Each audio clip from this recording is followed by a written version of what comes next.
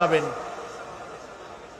মসজিদ বানাবেন, হসপিটাল বানাবেন, যা কিছু করেন নিয়ত হবে আল্লাহকে খুশি করা। নিয়ত হবে কারে খুশি করা? আল্লাহ পাককে খুশি করা। এই হলো নেক আমলের প্রথম শর্ত। কাজ হবে আল্লাহকে খুশি করার জন্য। 2 নম্বরে কাজটি হতে হবে সুন্নতে নববী সাল্লাল্লাহু আলাইহি ওয়াসাল্লামের উপরে। মনে থাকবে, দাড়ি রাখবো কেন রাখবো? রাসূলের সুন্নাত। রাখবো কারে খুশি করার জন্য? আল্লাহ খুশি করার জন্য। রাখবো কার মতো? রবীন্দ্রনাথের মতো, কার্ল মার্কসের মতো, কবির মতো নয়। রাখতে হবে কার মতো? নবীর মতো। বুঝে নেন, কাজটা হতে হবে আল্লাহকে খুশি করার জন্য। 2 নম্বরে কাজটা হতে হবে সুন্নতে নববী সাল্লাল্লাহু আলাইহি ওয়াসাল্লামের উপরে হতে হবে।